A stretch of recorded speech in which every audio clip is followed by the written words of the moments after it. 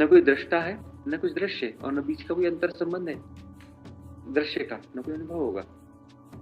एक ही हो जाएंगे, एक ही हो जाएंगे तो परम अनुभव है। तब संसार नहीं है, कोई सृष्टि नहीं, सिर्फ परमात्मा ही है। निर्मल दृष्टि से जो जाना जाएगा वो परमात्मा को ही जाना जाएगा। निर्मल दृष्टि से जो जाना जाएगा परमात्मा को ही जाना जाएगा। परमात्मा ही, दूसरा है ही नहीं। और यही तो लर्निंग है।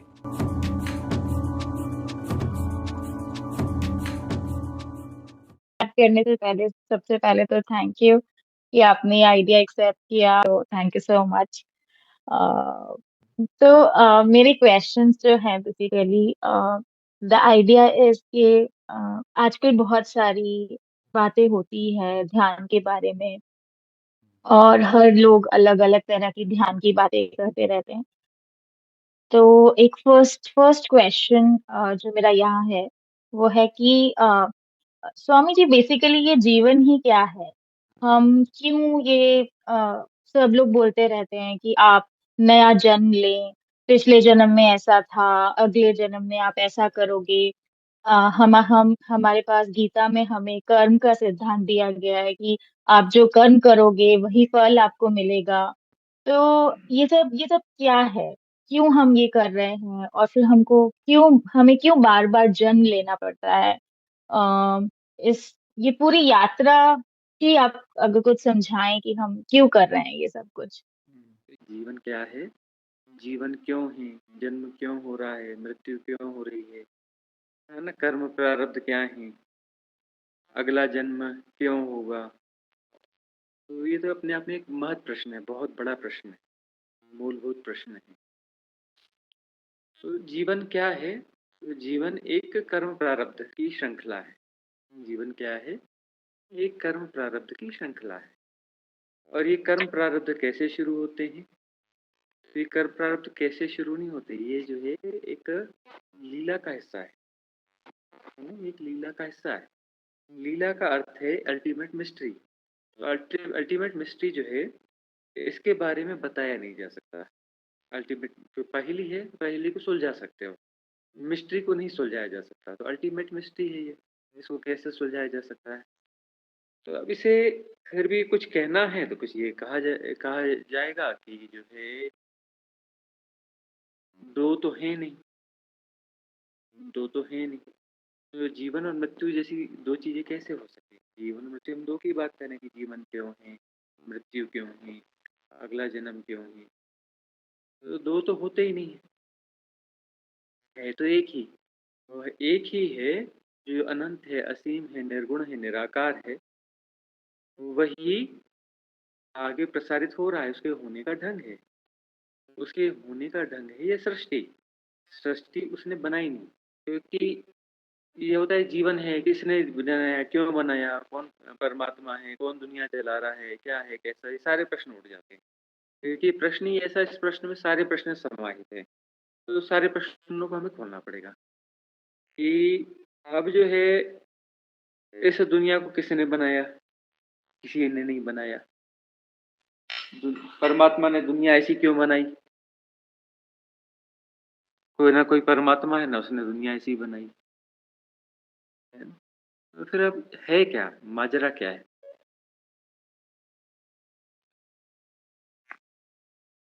कि नास्तिक भी जो है वह इतने स्पष्ट रूप से कहने से कतराएगा कि न कोई परमात्मा है और ना ही उसने कोई भी सृष्टि बनाई। यह जो उसके होने का ढंग है, सृष्टि जो है वह इनफाइनाइट वैक्यूमनेस जो भी है, इनफाइनाइट वैक्यूमनेस जो जिसे हम अंतिम सत्य कहते हैं, निर्वाती अनंतता, उस इनफाइनाइट वैक्यूम में इनबिल्ट है अनाहत नाद।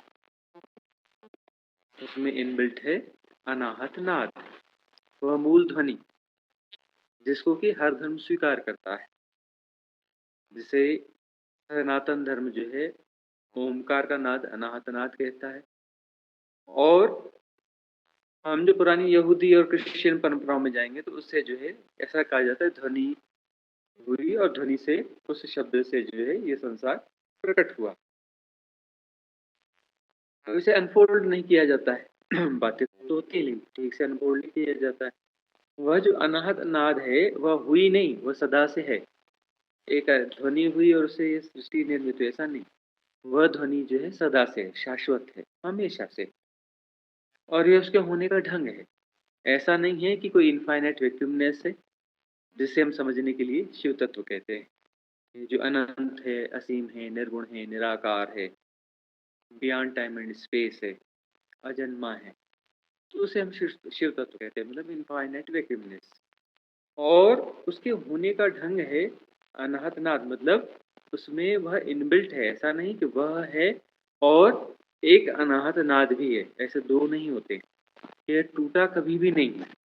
यदि हमने यह मान लिया कि यह कभी टूटा है, संसार अलग है, परमात्मा अलग है, सृष्टि अलग है, सृष्टिकर्ता अलग है, तो यह उलझन ऐसी उलझन होगी कि इसे कभी कभी नहीं सुलझाया जा सकता।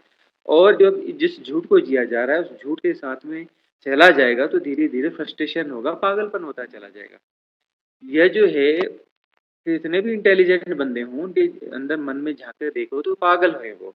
अंदर पूरी पागल दौड़ चल रही है, विचारों में उथल पुथल है, कहीं कोई सीक्वेंस नहीं है ना, कोई रिदम नहीं है विचारों में। और कहीं पर भी उसका कोई स्थैर्य नहीं दिखता है, कोई आधार नहीं दिखता है, विचलित है। ऐसा क्यों है? क्योंकि उसका बेस ही गलत है। उस गलत बेस पर वह चल रहा है।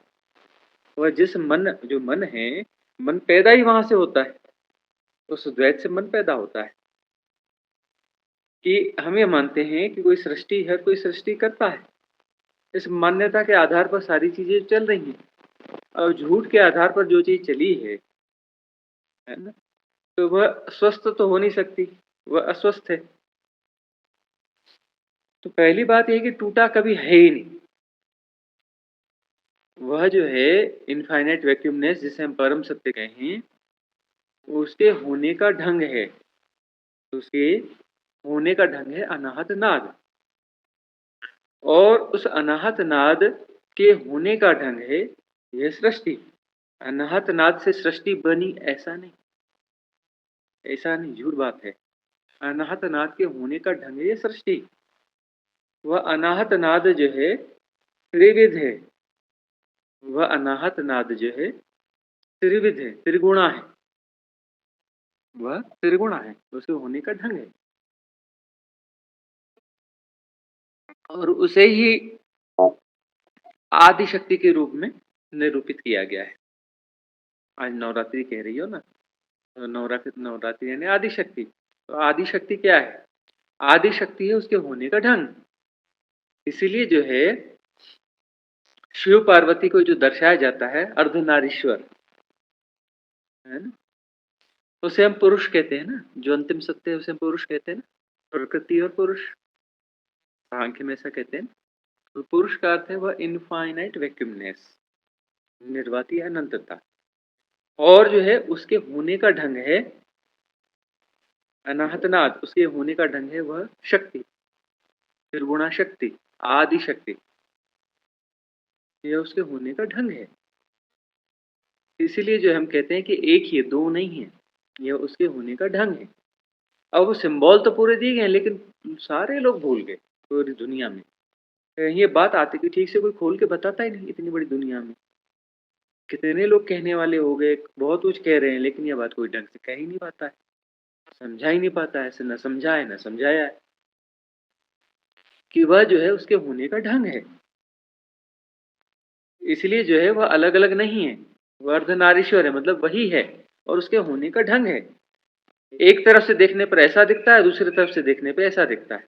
एक तरफ से देखो तो शिव, एक तरफ से देखो तो आदिशक्ति। और है वही, उसी के होने का ढंग है। उस शिव तत्व के होने का ढंग ही है वह आदिशक्ति। और वह आदिशक्ति जो है उसका प्रसारण, उसके होने का ढंग जो है ये सृष्टि, ये डायमेंशन है। और यह एक डायमेंशन हम देख पा रहे हैं। ऐसे ही उसके होने का ढंग जो है बहुत सारा है। अनाहत नाद हम जान रहे हैं, अब उसके बहुत गहरे में जाएंगे तो ऐसे बहुत सारे अनाहत नाद होंगे। जो त्रिगुणा है, ऐसे त्रिगुणा ही सब कुछ है ऐसा नहीं है, है ना? उसके 4 गुण वाला भी होगा, 5 गुण वाला भी नाद होगा, 6 गुण वाला भी नाद होगा, है ना? ऐसे 64 किस्म के नाद हैं, 64 किस्म के नाद हैं, और हर नाद से एक डायमेंशन क्रिएट होता है, और हर डायमेंशन जो है इनफाइनाइट होता है, अनंत होता है, असीम होता है, और परम विस्तार होता है इसका। यह जो है परम विस्तार होता है। वैसे ब्रह्म को अलग अलग ढंग से कहा गया है, तो ब्रह्म का अर्थ होता है द एक्सपांडिंग यूनिवर्स, बढ़ता हुआ विश्व, है। लेकिन अब इसे बहुत गौर से देखेंगे तो ये जो पूरा डायमेंशन है, ये अनंत डायमेंशन जो है, इसमें लगातार सृजनात्मक गतिविधियां हैं, और सृजनात्मक गतिविधियों का मतलब है वह उसके होने का ढंग है। सृजनात्मक गतिविधियों का मतलब यह नहीं है कि कोई सृजन कर रहा है और कुछ सृजन हो रहा है, दो हैं, दो होते ही नहीं है, टूटा है ही नहीं। और यदि दो हो गए होंगे तो कभी नहीं जुड़ सकते, ये बिल्कुल हम स्पष्ट रूप से बता रहे हैं। यदि टूट गया है परमात्मा तो उसे कोई नहीं जोड़ सकता, और जुड़ ही नहीं सकता। फिर जो टूट गया वो नहीं जुड़ सकता, और टूटा ही नहीं है तो जुड़ेगा कहाँ से? दो हुआ ही नहीं है। यदि द्वैत हो गया तो वननेस कभी नहीं हो सकती, है ना? जब टूट गया है वापस कभी नहीं जुड़ सकता, तो टूटा ही नहीं है, पहली बात तो टूटा ही नहीं है। अब फिर यह प्रश्न उठता है, ये जीवन क्या है, और फिर हम तो अलग हैं, हम ये अलग कैसे हो जाते हैं? हमको परमात्मा से मिलना है, हम अलग हैं तभी तो परमात्मा से मिल रहे हैं। ये भ्रांति है, ये परमात्मा से अलग हुए हैं, और परमात्मा से मिलना है, यह भी एक भ्रांति है ना? तो भ्रांति का विसर्जन होना है। हम टूटे ही नहीं है, हम टूट गए हैं, ये भ्रांति है। ये भ्रांति टूट जाती है तो पता चलता है कि हम टूटे ही नहीं कभी, हम परमात्मा से कभी अलग हुए ही नहीं, है ना? और हम हैं, हम अलग हैं, परमात्मा से कभी अलग नहीं हुए का मतलब हम कभी पैदा ही नहीं हुए। भाई हम परमात्मा से अलग नहीं हुए का मतलब हम कभी पृथक हुए ही नहीं, हम कभी पैदा ही नहीं हुए, तो हम मरेंगे कैसे? जो पैदा होता है वो मरता है, हम तो कभी पैदा ही नहीं हुए। तो ये सब क्या है? पैदा होना और मरना क्या है? ये भ्रांति है। ये हम पैदा होते हैं जी, हम मरते हैं जी, हम यह नाम रूप हैं, हम यह है, ये लीला है, भ्रांति है, खेल है ना? खेल खेलते हैं ना, ये गुल्ली है, ये डंडा है, या फिर ये जो बैट है ना, ये बॉल है, ये सब मान्यता तो है। और ये दौड़ गए तो रन बन गया, इतने बार दौड़े तो इतना रन बन गया, भाई वो तो मान्यता ही है ना। कौन से रन बने? ऐसा करोगे तो आउट हो गए, ऐसा, हाँ, ये अपना बॉल उसमें लग गई तो आउट हो जाओगे, मान्यता ही तो है ना। मान्यता के आधार पर खेल चलता है ना, सारे नियम क्या मान्यता ही तो है ना, सच थोड़ी ना है।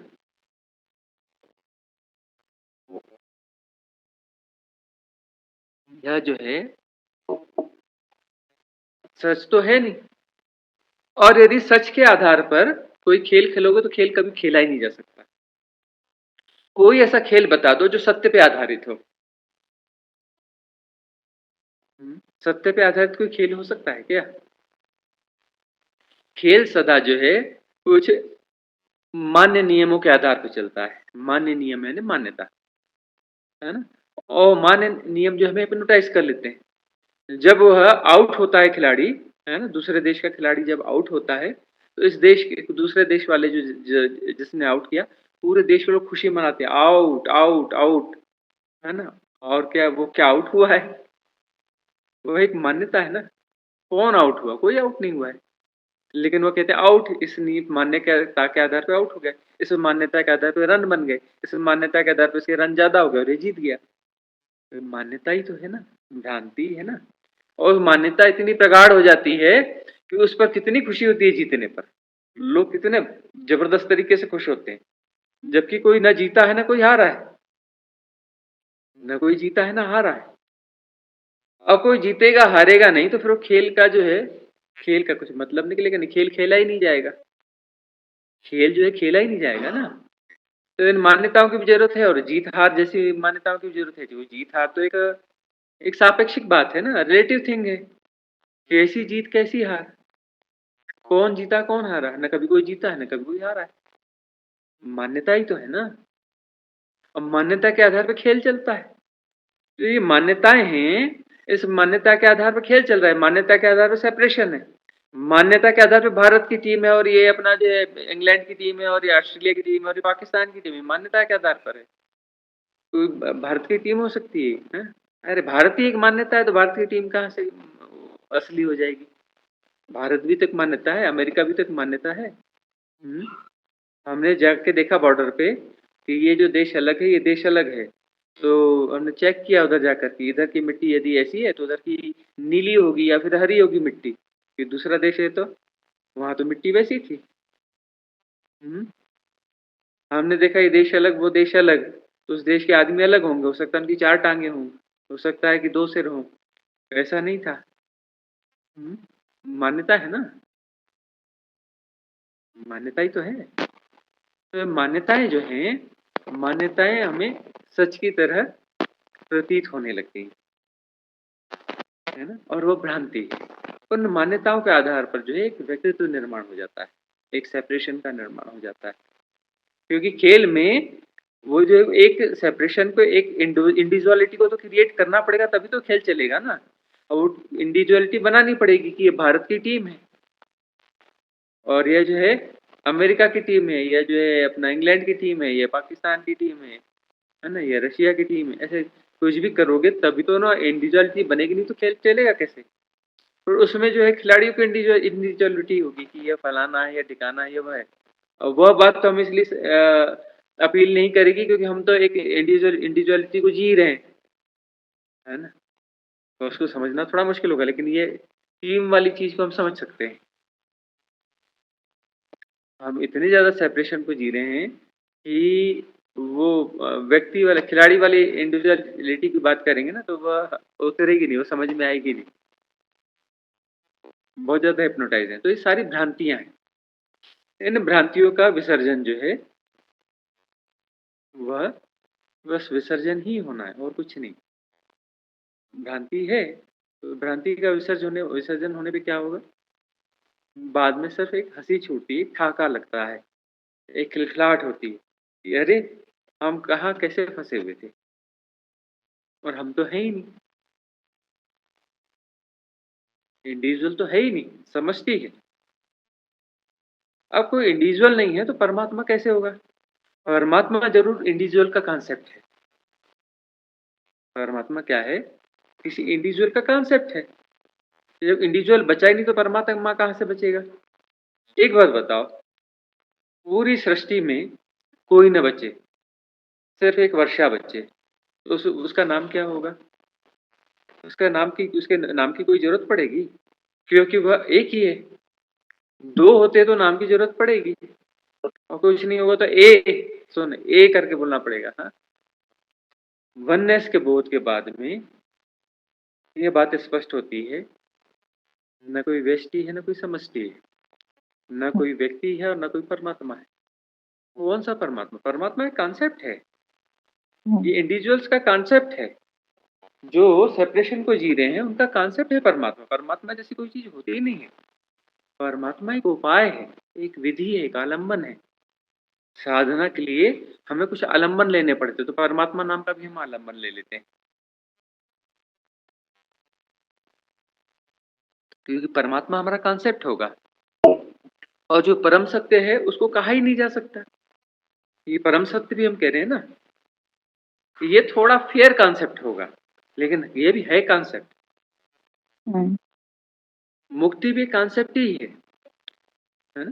समाधि कॉन्सेप्ट है, केवल एनलाइटनमेंट, निर्वाण, ये सब कॉन्सेप्ट है। ट्रुथ नहीं है, सत्य नहीं है, सत्य हो नहीं सकता। तो जीवन क्या है? तो जीवन एक खेल है, एक लीला है। अगले जन्म में कौन जाता है? कर्म प्रारब्ध जाता है। कर्म प्रारब्ध क्या है? खेल से प्रभावित हो जाना, कुछ ज्यादा प्रभावित हो जाना। खेल की हार जीत से ज्यादा प्रभावित हो गए तो क्या करोगे? खेल से मन भरा नहीं तो और खेलोगे, है ना। देखा नहीं बच्चों को, वो हार गया तो बोलता है नहीं मैं अभी और खेलूंगा। वो अपना जो बार बार खेलता है, नहीं मैं जाने के लिए राजी नहीं हूँ, जब तक जीतूंगा नहीं मैं जाऊंगा नहीं यहाँ से। जब तक मैं जीतूंगा नहीं जाऊंगा नहीं। बच्चों को देखा होगा ना, खुद भी बचपन ना जिया है, जिद चढ़ जाती है। किसी बच्चे में जीतने का आग्रह हो गया, किसी बच्चे का जीतने का आग्रह हो गया, मतलब वह जो है उसके लिए खेल नहीं रहा, वो हार जीत से ग्रस्त हो गया, ग्रस्त हो गया। और कोई जीत से उन्माद से भर गया तो वह भी जो है खेल से ग्रस्त हो गया, खेल उसके लिए सत्य हो गया है ना।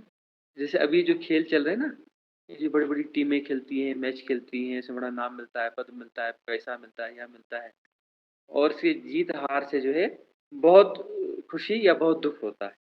बीच का तो मामला ही नहीं है, तो बहुत खुश होंगे या बहुत दुख होंगे, बहुत दुखी होंगे, क्योंकि वह जो है उससे ग्रस्त हो चुके हैं, वह खेल नहीं रहा, खेल होता ही नहीं। हम मानते नहीं, जो अपना बोलते हैं ना फलाने खेल का प्रसारण है, खेल कहाँ है ये खेल है, इतनी गंभीरता से खेला जा रहा है, ये कोई खेल होगा? खेल में गंभीरता होती नहीं। हार भी गया तो धूल झाड़ते हुए बच्चा हंसता है, और हंस के जो है फिर चलता बनता है, और उसे अपनी हार का ख्याल नहीं रहता। हार का ख्याल है मतलब वो ग्रस्त हो गया। यदि हार का ख्याल है तो फिर से अपना खेल को जीतना चाहेगा।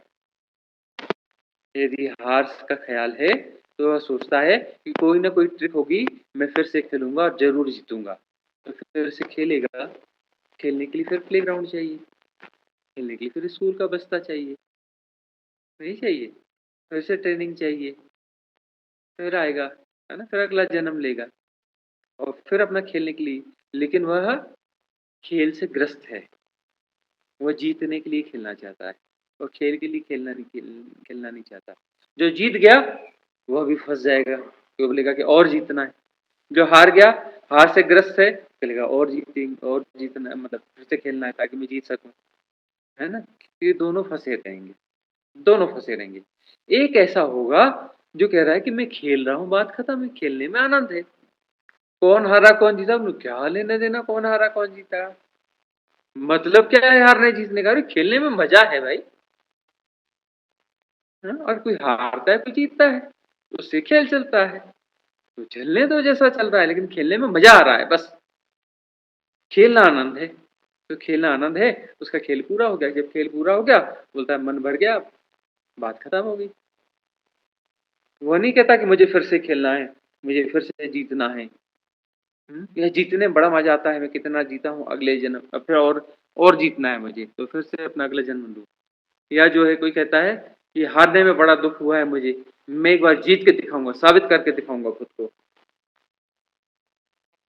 कि मैं भी कुछ हूं, मैं साबित करके खुद को दिखाऊंगा। तो उसको जो है साबित करने के लिए अपने सेपरेशन को ढूंढना पड़ेगा, से जन्म लेना पड़ेगा। ये तो कर्म प्रारब्ध है। जो ठीक से खेल नहीं पाए, जो ठीक से खेलता है मतलब समता में पुष्ट रहता है। ठीक से खेलने का मतलब समता में पुष्ट है, समता पुष्ट है उसकी, न पक्ष में है न विपक्ष में, न दाएं है न बाएं, द्वैत नहीं है। समता यानी एकत्व, समता यानी एकत्व, समभाव दशा में, समभाव दशा में यदि वह है तो वह जो खेल है वह वास्तव में खेल होगा। यदि समता नहीं है, समता नहीं है, डावाडोल है, यदि एक तरफ झुकाव है, किसी भी पक्ष में झुकाव है, तो वहां पर समता नहीं है। समता नहीं है तो फिर वो खेल नहीं है, वो ग्रस्त हो गया। ग्रस्त हो गया तो वह उसकी फ्री विल है, वह ग्रस्त होना चाहता है, तो फिर जो है उसे अपनी यात्रा करनी पड़ेगी। वह जो कर्म प्रारब्ध है उसके आगे चलते रहेंगे। ठीक से जीना है, हर कर्म को पूरे होश के साथ समता भाव से होने देना है। सब हो रहा है, उसे होने देना है। यदि मैं कर्म कर रहा हूं तो मैं, मेरा कोई उद्देश्य होगा, उद्देश्य होगा तो कोई पक्ष विपक्ष होगा कि ऐसा होना चाहिए वैसा नहीं चाहिए, आग्रह होगा। उसके अनुकूल यदि नहीं हुआ तो वह कर्म का प्रारब्ध बन गया, और यदि उसके प्रतिकूल हो गया तो कर्म प्रारब्ध बन गया, अनुकूल हो गया तो फिर वह और ज्यादा चाहेगा उसे, उसे ऐसा लगेगा, एक किस्म का वो क्या कहते हैं आजकल, क्या डोपामिन है, हाँ इस जी। प्रकार का कुछ वो हो जाएगा कि उसका हाँ जी। एडिक्शन होगा कि और चाहिए एडिक्शन। और चाहिए और चाहिए, इसी को कहते हैं वासना। हम्म। वासना तो दुष्पूर है, तो वासना का अर्थ है डोपामिन। ये मुझे रिपीट करना है, रिपीट, और चाहिए, सेम चीज और चाहिए, है ना? और हम्म। विरुद्ध विरुद्ध हो गया, कहता है कि बड़ी अच्छी चीज है लेकिन मेरे हाथ से निकल गई, मुझे हासिल करनी है, वो हासिल करने के प्रयास में लगेगा। समता पुष्ट नहीं है तो फिर वह कर्म प्रारब्ध बनेगा ही बनेगा। कर्म प्रारब्ध बनेगा मतलब उसने आगे की प्लानिंग कर ली कि मुझे आगे यह चीज और चाहिए, या फिर मुझे नहीं मिली और मुझे पाना है इसे, यह चीज मेरे अनुकूल नहीं हुई तो इसे मुझे अनुकूल बनाना है, या कुछ मुझे पाना था उसमें व्यक्ति बाधा बना, ये मेरा दुश्मन है, इसको मुझे ठीक करना है। ठीक है, समता पुष्ट यदि नहीं है तो वहां पर जो है कर्म प्रारब्ध निर्मित होंगे, क्योंकि हम खेल को गंभीरता से ले रहे हैं। समस्या क्या है, और खेल, गंभीर खेल जैसी कोई चीज होती नहीं, खेल को जैसी गंभीरता से लिया तो खेल नहीं बचता हुआ, तो खेल बचता ही नहीं है। खेल को खेल की तरह ले लिया जाए तो सब कुछ खेल ही, खेल के अलावा कुछ है ही नहीं। सृष्टि में क्या हो रहा है, खेल ही तो हो रहा है। तो हमारा जीवन कैसा होना चाहिए कि आज की डेट में अगर हम बस लाइक एक व्यवहारिक जीवन में जी रहे हैं, एक पारिवारिक जीवन है, हमारे इतने सारे रिलेशनशिप हैं, जैसे माता पिता, भाई बहन, फिर किसी के हम भी किसी के बच्चे हैं, तो हम ऐसा सोचते हैं कि हमारी उनके लिए भी रिस्पॉन्सिबिलिटीज हैं, फिर हमारे अपने आगे अपने बच्चों के लिए भी रिस्पॉन्सिबिलिटीज है। कैसे समता से जिए, और आगे अपने बच्चों को भी हम कैसे समता पूर्वक जीना सिखाएं। यह पे प्रामाणिक होना पड़ेगा, हमें प्रामाणिक होना पड़ेगा कि हम जो कर रहे हैं उसे ईमानदारी से करें, हाँ। पूर्णता से करें, और एक बार में एक ही चीज करें। ठीक है ना, यदि हम व्यापार कर रहे हैं तो समय से व्यापार ही करें, नौकरी हाँ। करें तो नौकरी करें, भोजन करें तो सिर्फ भोजन ही करें, भोजन करते हुए नौकरी ना करें, है ना। हम भोजन कर रहे हैं और वहाँ की चिंता कर रहे हैं जबकि उससे कुछ होने वाला नहीं। भोजन करते हुए भोजन ही करो, जब नौकरी में जाओगे तब नौकरी कर लेना। नौकरी में बैठ करके भोजन की प्लानिंग करते हो, अरे फलाना कुछ खाने को मिल जाता है, या हो जाता है, वह हो जाता है। यार एक बार में एक काम करो, नहा रहे हो तो सिर्फ नहाओ, कपड़े धो रहे हो तो कपड़े धो, क्लीनिंग कर रहे हो तो क्लीनिंग करो, है ना। ड्राइव कर रहे हो तो सिर्फ ड्राइव करो, ड्राइव करते वक्त कल्पनाएं कहीं कहीं चलती रहती है। जहाँ हो वह पूर्णता से रहो, पूर्णता से रहोगे तो समता को छोड़ दे दी जाएगी। एक हाँ। साथ हम चार जगह बटे हुए, सीजोफ्रेनिया बोलते हैं इसको, है ना। ये सीजोफ्रेनिया जो है सभ्यता की गिफ्ट है। ये तो तरह से जो आ, अपना डेवलप सोसाइटी है, इंटेलेक्चुअल सोसाइटी है, इसने गिफ्ट दिया है डिजीज या सीजोफ्रेनिया। पूरी धरती एक पागल खाना है, कोई गाना भी नहीं है, पूरी धरती एक पागल खाना है, सच बात है, पूरी धरती एक पागल खाना है। और यह पागल खाना जो है इस सभ्यता की देन है। ये कहती यह भी पाओ, यह भी पाओ, यह भी पाओ, उसके लिए जो है सब तरफ हाथ पैर मारो, इधर हाँ। भी दौड़ो, उधर भी दौड़ो, उधर भी दौड़ो, पागल तो हो ही जाओगे, सीजोफ्रेनिक तो हो ही जाओगे। इतना कुछ पाना है तो उसके लिए पागलपन की दौड़ से ही हो पाएगा, उसके सिवा तो हो नहीं सकता। और जो है धर्म सिखाता है, सनातन धर्म है, तो सनातन जो है एक जीवन पद्धति रही है। हिंदू धर्म तो खैर बाद में, तो हिंदू धर्म और ये वो बात की बातें हैं। जो सनातन की बात है उस समय सनातन ही था, बाद में उसकी एक ब्रांच निकली जिसपे यहूदी कहलाई, है ना। तो उससे फिर कुछ और निकला, यहूदियों से फिर जो है क्रिश्चियन निकले, फिर मुस्लिम निकले, फिर निकले। पहले एक सिर्फ एकमात्र जीवन पद्धति थी सनातन, उस पद्धति की में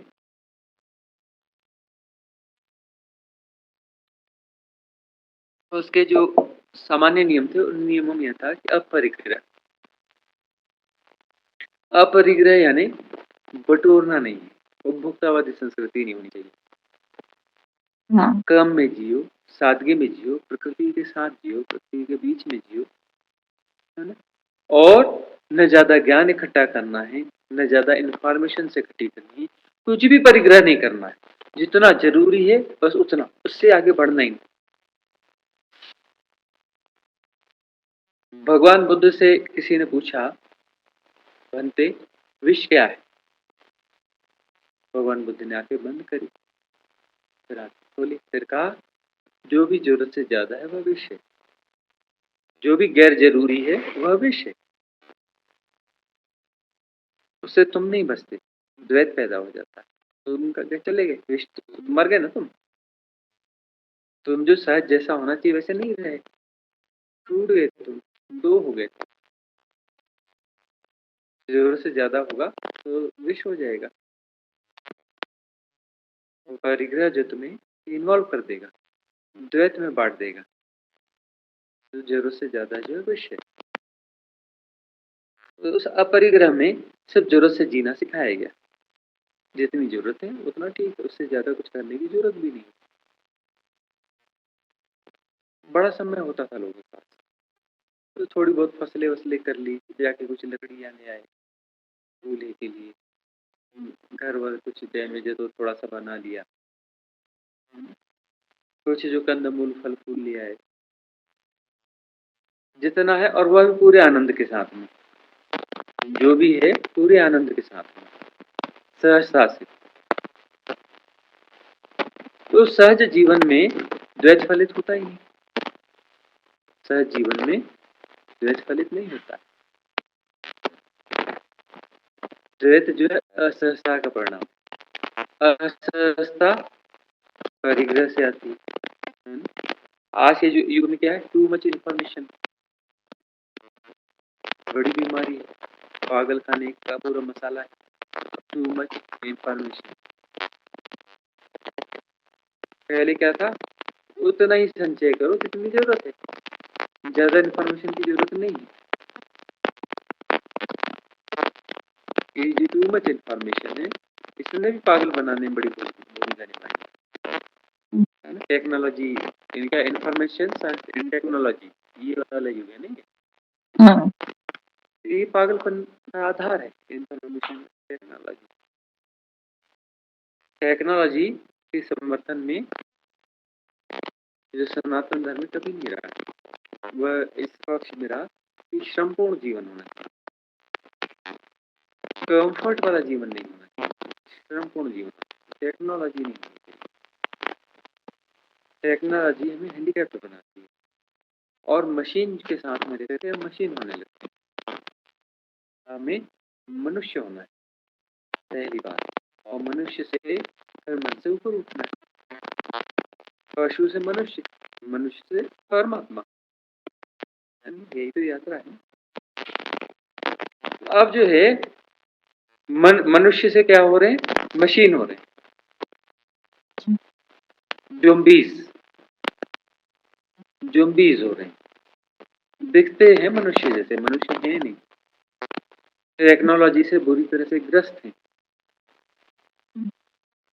टेक्नोलॉजी ने पूरे जीवन को ग्रस्त कर रखा है, वैसे विकास कहते हैं, मतलब मनुष्य मनुष्य न रह के ज़ॉम्बीज़ हो गया, उसे कहा जाता है डेवलपमेंट है।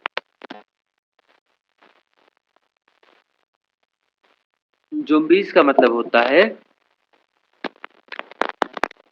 96%, 97%, 98% जो सबकॉन्शियस माइंड और चेतन, 2%, 3%, 4% जो है कॉन्शियस माइंड, बड़ा मुश्किल। और वह कहता है कि हम विकसित हो गए, इन्फॉर्मेशन बहुत है उसके पास में, जो इन्फॉर्मेशन चाहो उसके पास में नहीं है तो वो सर्च करके 2 मिनट में कर लेगा।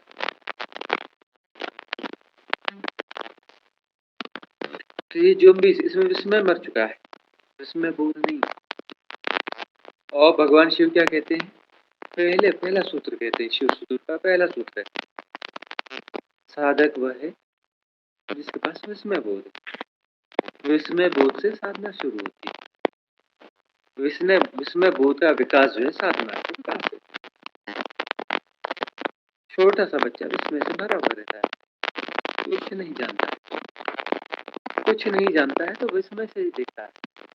और एक बड़ा हो गया है व्यक्ति, उसको विस्मय नहीं, वो सब जानता है।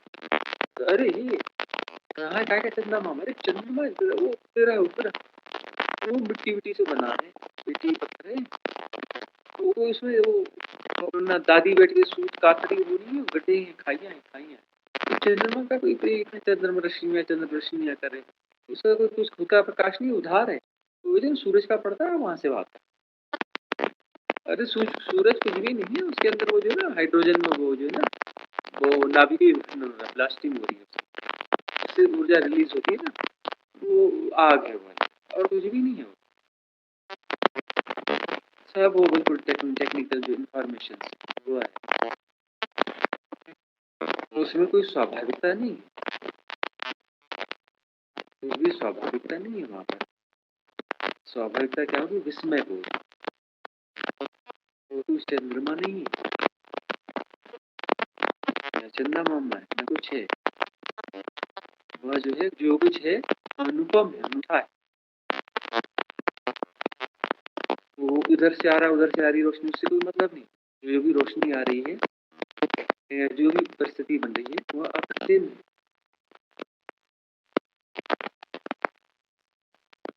वह रूप जो है, वह सौंदर्य जो है अपरिसीम है। यदि गुणा भाग न हो, सौंदर्य अपने आप में डुबा देगा। उसकी शीतलता जो है बहुत गहराई में ले जाएगी। समाधि में क्या बड़ी शीतलता होती है ना, तो चंद्रमा को यदि गुणा भाग के बगैर देखोगे तो शीतलता भीतर उतर जाएगी। चंद्रमा को देखने से समाधि घट जाएगी, सतोरी घट जाएगी। न जाने कितने लोगों को सतोरी घटी चंद्रमा को देखते थे।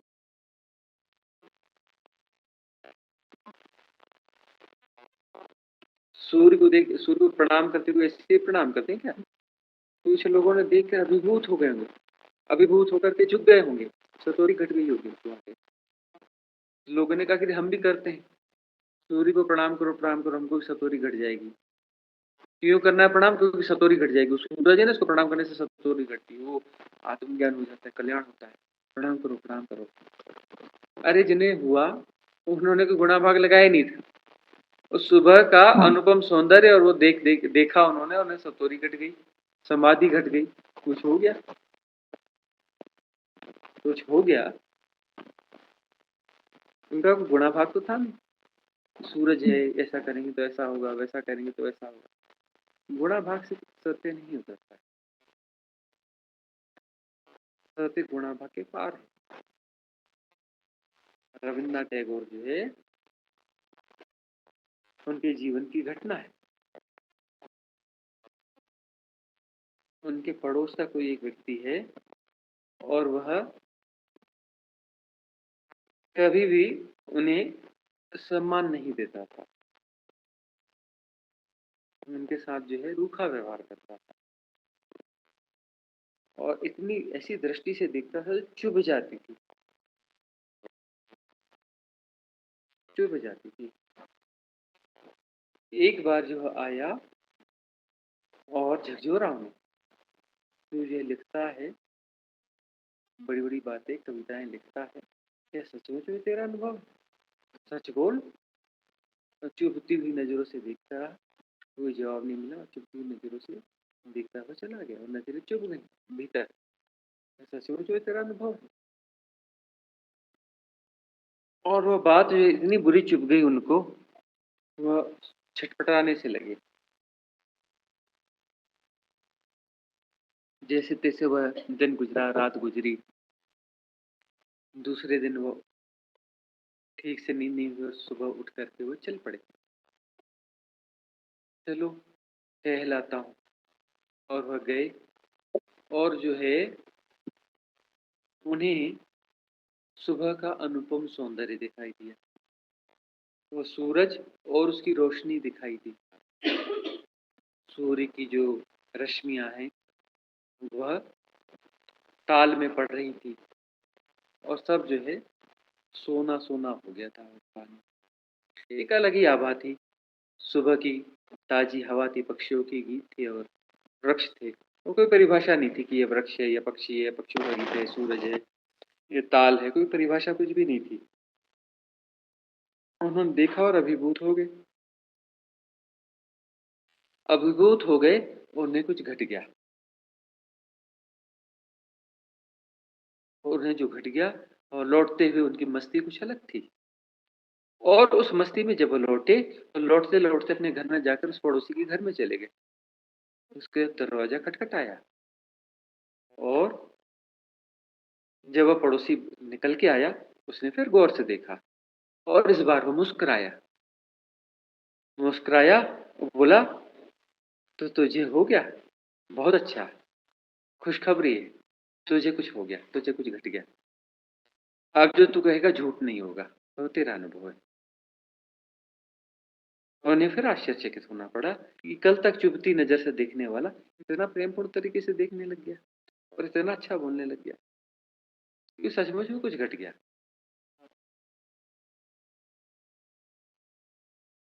वही है कि सहज होना, स्वाभाविक होना है, जहां पर जो है कोई गुणा भाग नहीं है। निर्मल दृष्टि, इंद्रियां स्वच्छ होनी चाहिए। जीवन सहज, सहज जीवन का मतलब है इंद्रियां स्वच्छ होनी चाहिए, दृष्टि निर्मल होनी चाहिए,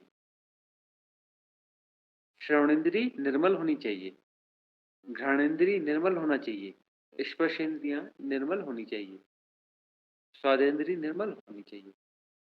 जो जैसा है उसको जैसा के तैसा जानते रहे। यदि निर्मल दृष्टि से जाना जाएगा तो हम बार बार वही कहते हैं, न वह पेड़ है ना आम का पेड़ है, न वह पेड़ है ना आम का पेड़ है। आम का भी पेड़ नहीं है, पेड़ भी नहीं है। न कोई दृष्टा है, न कुछ दृश्य है, और न बीच का कोई अंतर संबंध है दृश्य का, न कोई अनुभव होगा।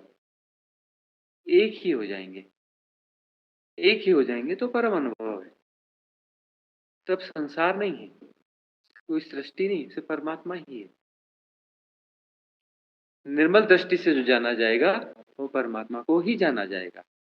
निर्मल दृष्टि से जो जाना जाएगा परमात्मा को ही जाना जाएगा। परमात्मा ही है, दूसरा है ही नहीं। और यही तो लर्निंग है, क्योंकि टूटा कभी है ही नहीं, टूटा कभी है ही नहीं। और जो टूटा है वह खेल है, टूटा है वह खेल है। खेल के नियम है, उसमें जो है टीम बनानी पड़ेगी, टीम ए, टीम बी, टीम सी, है ना, तभी खेल चलेगा। अब वो खेल खेलते वक्त वो ग्रस्त हो भी गया, चलो ठीक है, लेकिन खेल खत्म होने के बाद होश आ जाए, अरे खेल था, खत्म हो गया, ठीक है, खेल ही था, सब तो कुछ भी नहीं था। कौन है दुश्मन? नहीं नहीं, दुश्मन नहीं, ये मेरा भाई बंधु है, हम तो खेल रहे थे। हाँ। कौन दुश्मन? कैसा दुश्मन? कौन प्रतिद्वंदी? कोई प्रतिद्वंदी नहीं। वह जो है वह वहम, वह भ्रांति टूट जाए, भ्रांति का टूटना, बस इतनी ही बात है साधना। सत्य सदा से है, भ्रांति को तो का टूट जाना।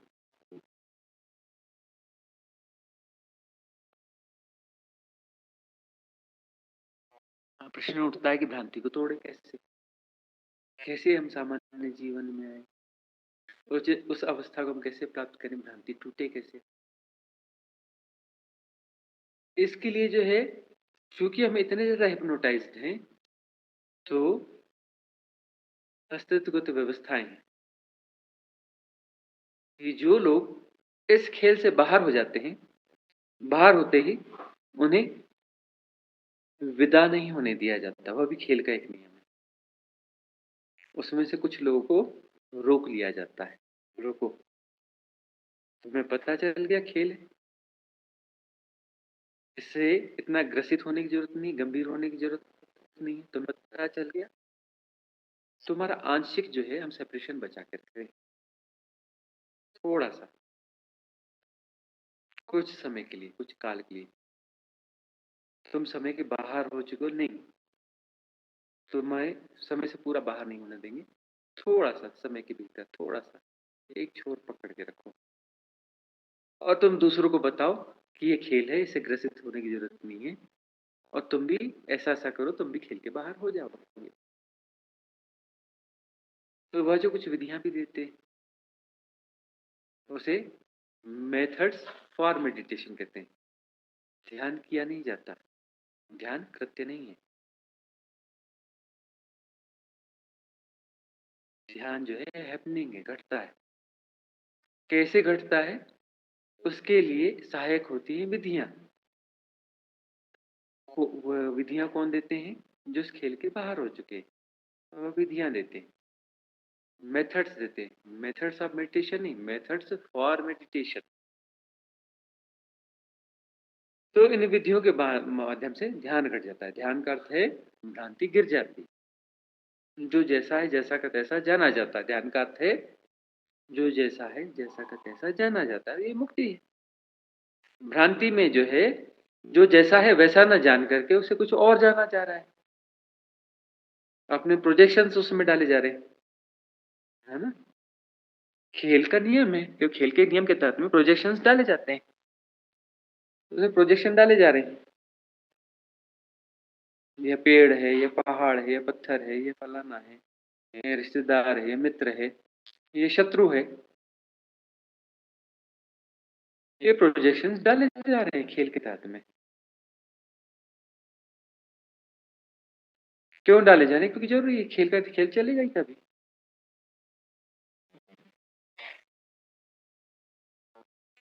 और जब यह प्रोजेक्शन जो है गिर जाएगा तो परमात्मा ही है, वही है, सत्य है, दूसरा कोई था ही नहीं। इन विधियों के माध्यम से वह भ्रांति विसर्जित हो जाती है। भ्रांति विसर्जित हो जाती है, खेल खत्म, पैसा है, फिर दोबारा जन्म की जरूरत नहीं पड़ती है, क्योंकि खेल तो खत्म हो गया ना। खेल बाकी है तो दोबारा जन्म। जो हम ये कहते हैं कि अच्छे कर्म करो तो अच्छा फल मिलेगा, खराब कर्म करोगे तो खराब फल मिलेगा। जो हम ये पूरा तो ये खेल का ही हिस्सा है एक तरीके से। अच्छे कर्म करोगे तो अच्छा फल मिलेगा, बुरे कर्म करोगे तो बुरा फल मिलेगा, ये खेल है ना? तो अच्छे कर्म करो चाहे बुरे कर्म करो, है ना? खेल चलता रहेगा। खेल तो चलता ही रहेगा ना, क्योंकि कर्म कर रहे हो। कर्म कर रहे हो मतलब करता हो, करता है तो कुछ भी कर्म करेगा उससे कर्ता मजबूत होगा, चाहे अच्छे करे चाहे बुरे करे,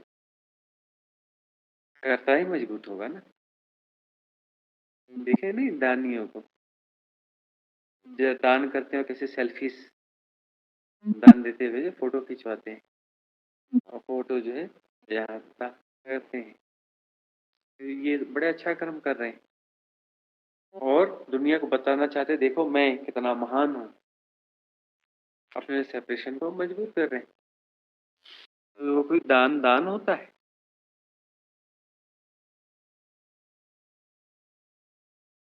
और सब चीजें पहले से बताई जा चुकी है। दान वो होता है जो दायां हाथ दे तो बाएं हाथ को पता न चले, वो दान होता है। दूसरे को तो छोड़ दो, अपने खुद के बाएं हाथ को पता नहीं चले, दाएं हाथ ने दिया तो बाएं हाथ को पता नहीं चलना चाहिए कि दान दिया गया। मतलब हमारे भीतर भी रेखा नहीं बचनी चाहिए, हमारे भीतर हिसाब किताब बच गया, हमने इनको इतना दान दिया, वो दान नहीं है, उससे नुकसान होगा। फायदा कुछ नहीं होने वाला है, नुकसान ही होने वाला है। तो अच्छा कर्म और बुरा कर्म कौन कर रहा है? कर्ता। उससे कर्ता निर्मित हो रहा है, करने से कर्ता निर्मित हो रहा है। इसलिए हम बार बार कहते हैं कि करने वाले सब बिगाड़ देते हैं, बिना किए तो ठीक हो जाता है। यदि तुम करोगे तो कर्ता हो जाओगे और कुछ नहीं करोगे तो सब हो रहा है, एवरीथिंग इज हैपनिंग, अपने आप हो रहा है। ऐसी सृष्टा ने सृष्टि बनाई नहीं, सब हो रहा है, एवरीथिंग इज हैपनिंग। सृष्टा स्वयं सृष्ट हो रहा है, हैपनिंग हो रहा है। तो जो हो रहा है उसमें तो विजडम इंक्लूड है ना, जो हो रहा है उसमें विजडम इंक्लूड है ना, क्योंकि उसके होने का ढंग है। ऐसा तो नहीं है कि कोई है और उसमें विजडम भी होती है, मतलब दो हो गए ना, एक वह है और एक विजडम है। दो कहां से होंगे, दो तो होते ही नहीं, टूटा ही नहीं कभी। विजडम इंक्लूड है ना। एक जो सेल्स होती है ना, कोशिका, उसमें पूरी विजडम इंक्लूड है, उसमें क्या करना है कैसे करना है सब पूरा प्रोग्राम उसके अंदर रहता है, पूरी विजडम होती है एक सेल के अंदर में। एक जो मॉलिक्यूलर स्ट्रक्चर होता है, एक अणु होता है, उसमें सब कुछ पूरी विजडम इंक्लूड होती है कि इलेक्ट्रॉन को कैसे मूव करना है। एक सेकंड में वो लाखों लाखों बार जो है अपना पूरा मूवमेंट कर चुका होता है। एक सेकंड में लाखों मूवमेंट उसके हो चुके रहते हैं इलेक्ट्रॉन्स के, एक एक इलेक्ट्रॉन के। और जो है बहुत सारे इलेक्ट्रॉन ऑर्बिट्स में घूम रहे होते हैं अपने, है ना। कोई किसी से टकराता नहीं, टकराता है नहीं, टकराता है। और किसी की गति आगे पीछे नहीं होती, बराबर उतनी ही रहती है।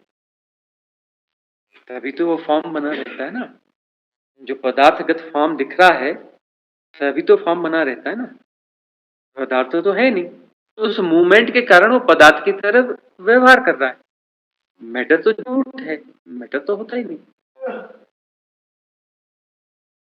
पदार्थ तो कभी बना होता ही नहीं है, ये भी तो माया है ना।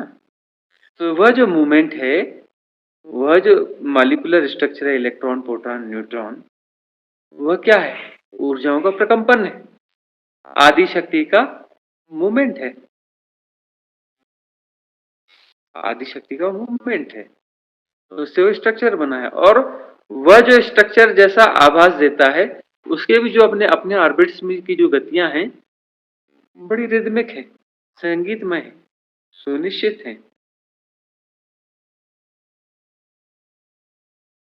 तो उसमें विजडम इनबिल्ट है ना, विजडम उसमें इनबिल्ट है ना, अभी तो हो पा रहा है ना। तो विजडम उसमें कोई डाल रहा है, कोई चला रहा है, कोई दुनिया को चला रहा है, कोई दुनिया के नियम बना रहा है। हाँ की फालतू बातों में पड़ो कि कोई बैठा है दफ्तर खोल के, हाँ, और पूरी दुनिया को चला रहा है, 6 दिन उसने दुनिया बनाई और 7वें दिन आराम किया। किस पागलपन में पड़े हो। ऐसा जो है इस प्रकार की भ्रांतियों से बाहर भ्रांतियां विसर्जित होनी चाहिए। विजडम जो है इंक्लूडेड है, सब हो रहा है। यदि कोई करने वाला नहीं है तो कोई करता नहीं है, तो करते सब हो रहे हैं। यदि मैं कर रहा हूं तो करता पैदा हो रहा है, करने से करता पैदा हो रहा है। यदि करने वाला कोई है ही नहीं तो हो रहा है, हो रहा है में सब कुछ ठीक होता है, मतलब उसमें विजडम इंक्लूडेड है। यदि करने वाला बीच से हट जाए, भ्रांति बीच से हट जाए, सब हो रहा है, तो विजडम उसमें इंक्लूडेड है, सब कुछ सही ही होगा, बिना किए सब ठीक हो जाता है। प्रति संवेदन से सब कुछ जैसा होना चाहिए वैसा ही होता है, तभी तो होगा ही ना। यदि हम नहीं करेंगे तो फिर होगा, जब हम कुछ नहीं करेंगे तो सब होगा, हो ही रहा है, सृष्टि चल ही रही है, सब हो रहा है। पत्थर के अंदर में कितनी गतिविधियां चल रही हैं, मॉलिक्यूलर स्ट्रक्चर में, एक एक मॉलिक्यूलर स्ट्रक्चर में कितनी गतिविधि चल रही, पत्थर में कितना कुछ चल रहा हो। तुम चला रहे हो क्या, कौन चला रहा है, हो रहा है ना, हो रहा है तो परफेक्ट हो रहा है ना, जहां जो हो रहा है परफेक्ट हो रहा है ना। तुम कहते हो कि हमें यहाँ जो है जंगल उगाने हैं, यह करना है, इसको बचाना है, फलाना करना है, फलाना करना है, देख लो जंगल घटते जा रहे हैं। तुमने जंगल बचाने के लिए डिपार्टमेंट्स बनाए, नियम बनाए, नीतियां बनाए, मीटिंग कर रहे हो, जंगलों को बचाने के लिए लगे हो, जंगल प्लांट कर रहे हो, जंगल कम होते जा रहे हैं। और कोरोना काल में सब बैठ गए, पूरा पॉल्यूशन हट गया, जंगल अपने आप विकसित होने लगे, वन्य प्राणी जैसे होने, इकोलॉजी पूरी बैलेंस होने लग गई, पूरी इकोलॉजी बैलेंस होनी चालू हो गई फटाफट। ओजोन लेयर का होल जो है वो फिल होने लग गया। तो इतना जो पागलपन चल रहा था, इतनी मीटिंगें चल रही थी पर्यावरण को बचाने के लिए या करने के लिए, करोड़ों अरबों रुपया एक दिन में खर्च किया जाता है, कि इतने डिपार्टमेंट्स लगे हुए हैं, हाँ, लाखों की संख्या में पूरी दुनिया में एम्प्लॉय लगे हुए हैं। ये सब क्या कुछ मामला गड़बड़ नहीं लगता? ये करने से बिगड़ रहा है ऐसा नहीं समझ में आता? जितना किया जा रहा है उतना बिगड़ नहीं रहा है? जंगल को बचाने के लिए जो है अरबों खरबों रुपया खर्च किया जाता है प्रतिदिन, और जंगल सिकुड़ते जा रहे हैं। मामला कुछ गड़बड़ है ना? जंगल लगाने नहीं है, मनुष्य को जो है जंगल को छोड़ देना, डिस्टर्ब करना बंद कर देना। मनुष्य डिस्टर्ब करना बंद कर तो सब ठीक हो जाएगा। करने वालों ने सब बिगाड़ दिया। हम सभ्यता की बात नहीं कर रहे हैं, इंडिविजुअलिटी की भी बात कर रहे हैं कि जो है यदि करने के पागलपन से बाहर हो जाया जाए तो सब ठीक हो जाएगा। करने का पागलपन जो है वो हमें विकृत किए दे रहा है। कुछ करना है, कुछ होना है, करना है होना, वही तो इम्बैलेंस है, वही तो सिजोफ्रेनिया है। सिजोफ्रेनिया की हम बात कर रहे हैं ना। और भी बहुत सारे मेंटल डिसऑर्डर्स हैं, फोबियाज हैं, मेनियाज हैं। ये सब क्या है? इतने फोबियाज हैं, मेनियाज हैं, सिजोफ्रेनिक सिचुएशंस हैं, मेंटल डिसऑर्डर्स हैं। सब क्या है? कुछ करने का पागलपन है। यह होना है, यह करना है, वह करना है, एक साथ 10 चीज होना है। मुझे यह भी होना है, यह भी होना है, यह भी पाना है, वह भी पाना है। तो मेंटल इम्बैलेंस पैदा होगा कि नहीं होगा? मेंटल डिसऑर्डर्स पैदा होंगे कि नहीं? घूम फिर करके मेनियाज हो जाएंगे, फोबियाज हो जाएंगे, कहीं फियर्स पैदा हो जाएंगे, कहीं कुछ यदि हमारे अनुकूल नहीं हो पा रहा है और वहां हमें कोई झटका पड़ गया या कुछ लॉस हो गया, फिर से हम उसमें कोशिश करें तो फिर एक फोबिया हो जाएगा कि नहीं नहीं, इससे मुझे लॉस हो जाएगा, नहीं यहां से मुझे ऐसा हो जाएगा, है ना? कुछ मेनियाज हो जाएंगे कि वो बस करना ही है, ऐसा करना ही है, करना ही है, उसकी जरूरत नहीं है तो वो भी करना है। मेनियाज हो जाएंगे, सिजोफ्रेनिक हो जाओगे। 10 चीजें एक साथ चल रही हैं और सहजता क्या है? एक बार में एक चीज। भोजन करे तो भोजन करना हो जाओ, तो क्या होगा? अन्न अन्न नहीं रह जाएगा, ब्रह्म हो जाएगा। और स्वादेंद्रिय ठीक से काम करेंगी, सहजता में स्वादेंद्रिय ठीक से काम करेंगी और स्वादातीत प्रकट हो जाएगा, उसे जान रहा होगा और भीतर का केंद्र सब कुछ राइट अलाइनमेंट में आ जाएगा। अलाइनमेंट हम बिगाड़ देते हैं, वही तो सिजोफ्रेनिया है। उसी से तो फोबियाज और मेनियाज पैदा होते हैं। तो बहुत ज्यादा पाने के कारण हम मेंटल डिसऑर्डर्स क्रिएट करते हैं। बहुत ज्यादा कुछ करना, बहुत ज्यादा कुछ पाने की जो कोशिश है, उसी में हम मेंटल डिसऑर्डर्स क्रिएट करते हैं।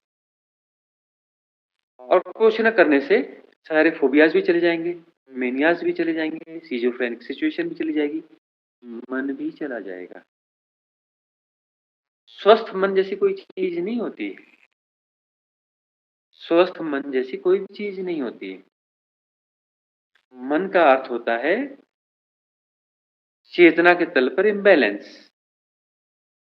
है ना? इम्बैलेंस का मतलब यही सिजोफ्रेनिक एक्टिविटीज, है ना? और ये फोबियाज और मेनियाज जो धारणाएं हैं, पैटर्न्स हैं, इन सब का जोड़।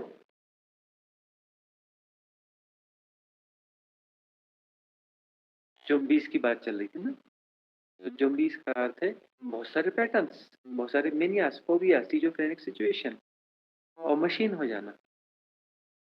मतलब पैटर्न क्या होता है? पैटर्न का अर्थ होता है कि उसका एक ढंग बना हुआ है। मशीन क्या है? मशीन एक पैटर्न को के तहत काम करती है ना, भरोसेमंद होती है ना, उसका पैटर्न डिसाइड है ना कि यह आउटपुट देगी, उसका आउटपुट डिक्लेयर है, यही आउटपुट देगी और उसके आउटपुट का जो है सफलता का परसेंटेज यह है, वो इक्वल टू 100% होता है, नियर अबाउट। तो वो मशीन है। तो पॉपुलर जो है कौन सी मशीन ज्यादा अच्छी है? जिसका आउटपुट बिल्कुल वैसा का वैसा ही होता हो, वही सेम चीज को दोहरा देती हो, है ना। तो मशीन की एफिशिएंसी उतनी अच्छी मानी जाएगी। अब जो है, जो कॉर्पोरेट कल्चर है, वह मनुष्य को एक मशीन की तरह यूज करना चाहता है। ये बिल्कुल ऐसा आउटपुट ये देना है, बल्कि वो मनुष्य से ज्यादा एक्सपेक्ट करते हैं। मशीन से तो एक्सपेक्ट करते हैं कि दिन में यदि इसे 1000 पीस देना है तो 1000 पीस देना है। मनुष्य से एक्सपेक्ट करते हैं कि इस बंदे ने इतना बिजनेस लाके दिया है इस महीने में, तो अगले महीने इसका टारगेट बढ़ा दो, अब ये ज्यादा देगा, अगले महीने का टारगेट बना दो। मतलब वो मशीन से भी गया गुजरा है। मशीन से तो ठीक है कि 1000 देगा तो 1000 ही अपना मैन्युफैक्चर करके देगा। ये मशीन जो 1000 यूनिट मैन्युफैक्चर करके आपको दे देगी। अब जो है इससे ज्यादा चाहिए तो एक दूसरी यूनिट और स्टेबल करो, एक मशीन और लगाओ, वह भी 1000 दे देगी। अब यहाँ तो उसी मनुष्य से जिसे कहा जाता तुमने इतना बिजनेस दिया तो अगले महीने टारगेट 20% बढ़ा दिया, अगले महीने फिर बोलो 10% और बढ़ा दो, और बढ़ा दो, और बढ़ा दो। अरे तो मशीन से भी गए गुजरे हो गए, मशीन से भी गए गुजरे हो गए। तो कॉर्पोरेट कल्चर तुम्हें मिस यूज कर रहा है, तो मैं जो है सहज और स्वाभाविक रहने नहीं दिया जाएगा, तुम्हें मशीन बना दिया जाएगा। तो हमारे अंदर वो पैटर्न्स डेवलप किए जाएंगे जो तुम्हें मैकेनाइज कर देंगे, है ना, मैकेनिकली ऑपरेट करेंगे, जो मैकेनिकली तुम्हें ऑपरेट करेंगे।